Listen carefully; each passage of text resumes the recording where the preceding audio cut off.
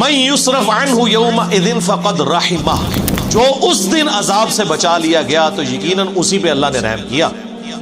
وذالک الفوز المبین، اور یہی ہے کھلی کامیابی. اللہم اجعلنا منہم، آمین.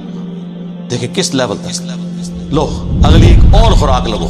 وَإِن يَمْسَسْكَ اللَّهُ بِضُرٍّ فَلَا كَاشِفَ لَهُ إِلَّا هُوَ، اگر اللہ کسی کو پکڑ لے تکلیف کے اندر تو اس تکلیف کو کوئی نہیں چھڑا سکتا سوائے اس اللہ،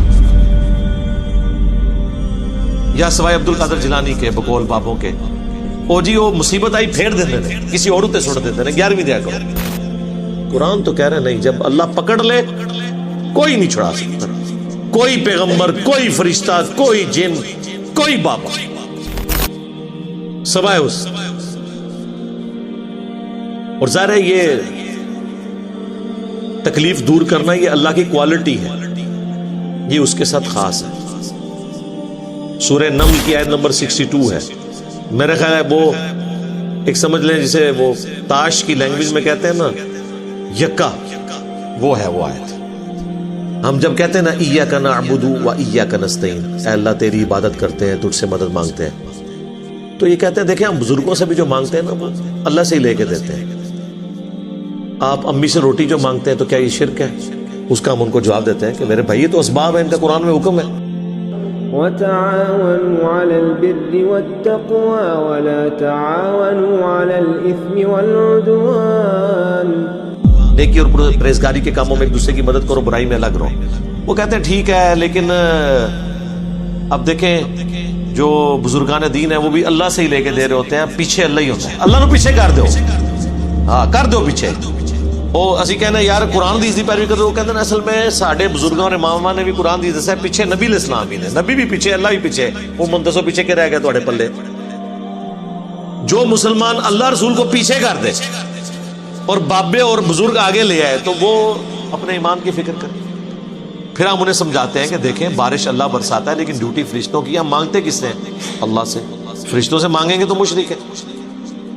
وہ کہتے ہیں یہ ساری باتیں آپ کی ٹھیک ہیں، لیکن قرآن میں یہ تو آیا کہ اللہ ہی سے مانگتے ہیں، یہ تو نہیں آیا کہ کسی اور سے نہیں مانگتے. دیکھو ذرا اندازہ کرو. تو ہم نے کہا یہ بھی آیا ہوا ہے سورہ نمل کی آیت نمبر 62، توحید کی فیلڈ میں یکا، جس طرح آپ وہ کہتے ہیں نا تاش کی لینگویج میں. اَمَّن يُجِيبُ الْمُضْطَرَّ اِذَا دَعَاهُ، بھلا بتاؤ تو کون ہے جو مصیبت میں گرے ہوئے شخص کی فریاد کو سنتا ہے، وَيَكْشِفُ السُّوءَ، اور اس کی تکلیف اس سے دور کر دے، وَيَجْعَلُكُمْ خُلَفَاءَ الْأَرْضِ، اور تمہیں خلیفہ کرتا ہے اگلوں کا زمین پر. یعنی جب تمہارے آباء و اجداد مرتے ہیں تو تم، تمہارے مرنے کے بعد تمہاری اولاد، سب ایک ایک کر کے مر رہے ہیں. اللہ جو ہے وہ زندہ ہے، ایک ایک کر کے وہ آنے والی نسلوں کو زمین کا مالک بناتا جاتا ہے. اصل مالک کون ہے؟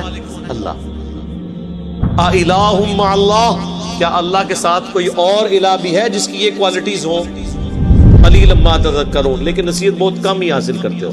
کون سی کوالٹی؟ تکلیف اور پریشانی میں گھرے ہوئے شخص کی فریاد کو سننا، یہ اللہ کی کوالٹی.